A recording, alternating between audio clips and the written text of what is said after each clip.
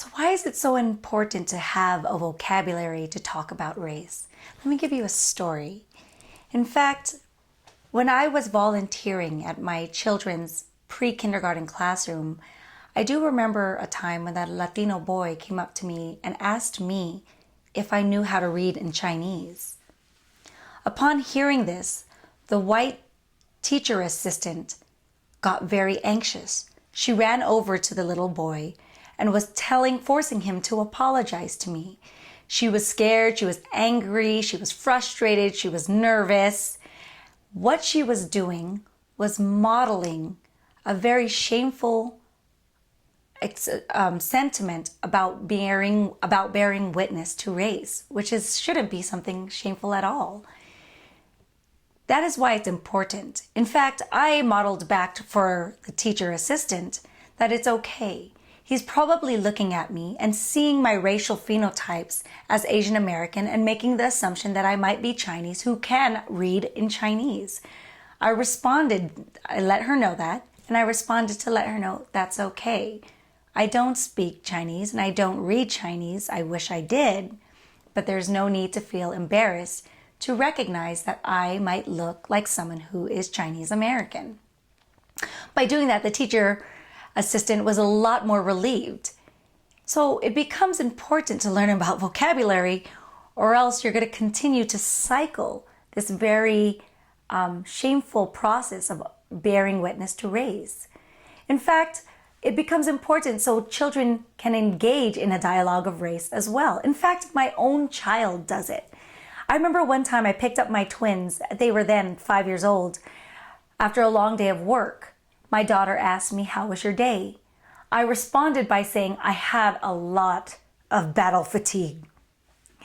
Although I meant gender battle fatigue, my daughter assumed I meant racial battle fatigue, and she responded by saying, "Oh, Mommy, did your colleagues exert whiteness today?" I couldn't help but laugh. And I was like, "No, I was talking about gender. But anyway, why do you talk about that?" And she said, "Well, it's because of the fact that they don't mean to exert it, Mommy. And sometimes it becomes fatiguing." And I couldn't help but realize at that moment, children can engage in a very productive and healthy dialogue of race as long as you model and you give them the vocabulary. So here are some vocabularies. One, critical race theory likes to draw on a terminology that Daryl Sood, Kevin Nadal, and a few others encapsulated through psychology. It's called racial microaggression. Instead of calling everything that's racist, which tends to stifle conversation and has its places, I opt for the word racial microaggression because it talks about the daily, subtle, racist acts that continue to impact people of color. Here's a good example. Oftentimes, I'm asked, where am I really from? I like to answer back that I'm from Los Angeles, but that's not what they're wanting to hear. In fact, I could argue that I'm from the 6th floor of Kaiser Permanente Hospital off Sunset Boulevard, but that's still not the answer that they want. What they're doing in that dynamic, the people who continue to ask me where I'm really from, is they're looking at my racial phenotypes and they're engaging in a racial discourse by acting like they're not. So it's very important to engage in that dialogue and know that that is a racially microaggressive act because they're using my racial phenotypes to engage in a racial discourse by not even saying the word race. Another word that really needs to be understood is white privilege. This is coming from the other side of the racial coin. We talk about how racism impacts people of color, but yet someone is exerting the racism for which it's hurting people of color. So what is white privilege? White privilege would be the fact that I am being assumed that I am not American by virtue of not looking white. In fact, if I came back to my questioner, who's often a white American, and say, "Well, where are you from?" And they say something like Ohio. And I'll say, no, where are you really from? They're like, "No, I'm really from Ohio." I said, no, are you really from Ireland or Scotland? Oftentimes you would think that's hilarious. But that's how white privilege works. It goes as an unmarked racial category, one that never needs to be checked or understood. So that is some examples of how white privilege manifests itself. It also is about reaping real benefits from a very racist system, one where you live in communities that build bigger equity than other communities of color. That's another example of white privilege. It's the example of having schools that are fully funded as opposed to schools that are not. So that white privilege is important because when you get into the classroom, and often 90% of the teaching force is white, you need to understand, what is it about my privileges that might impact how I have relationships with my urban students of color? So what are some other terminologies that I might need to know besides those two? Well, there's a few others. There's a lot of others. It depends on how many theories you go down.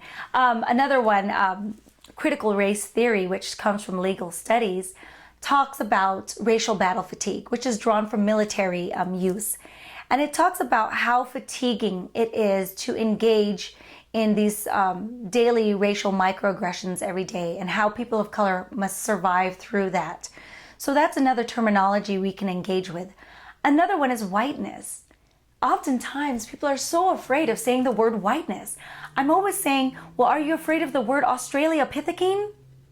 It's a word. It's a word with concepts, dynamics, and therefore we should really understand it. Whiteness becomes these epistemologies, belief systems, actions, behaviors, mere emotions that perpetuate a very white dominant cultural norm.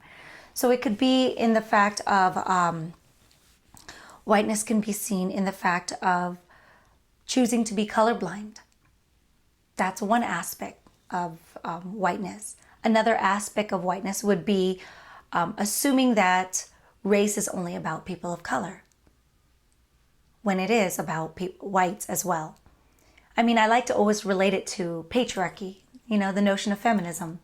Well, of course, women need to understand how to empower ourselves. But at the same time, we need to understand how male dominance is exerted, which then necessitates us to empower ourselves. It's two sides of one coin that really needs to be understood. So if I want to work with children and teach them about this, how old do they need to be? I mean, when can I start? What should I teach them? At what level are they ready for certain things? This is a question I often get. And like I said in the beginning of the talk, that my child was able to articulate herself. But let's be honest. A Clark study done in the 1930s clearly demonstrated that children learn dominant messages about race by the age of 3. This is the study where there was a black doll and a white doll, and children, black and white, were asked questions, and they were supposed to lift which doll is good and which doll is bad. That was done in the 1930s and replicated again in 2006 by a 17-year-old Bronx teenager. And what was interesting is that despite the years, it yielded the same results.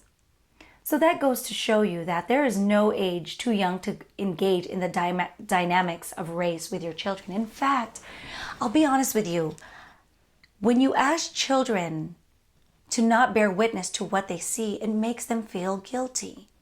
So one thing that we start with when engaging a dialogue about race is actually acknowledging the racial reality and the racial perceptions of your children.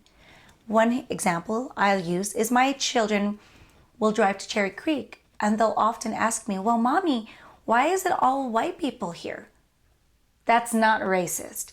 It's bearing witness to a racial reality that happens in Cherry Creek.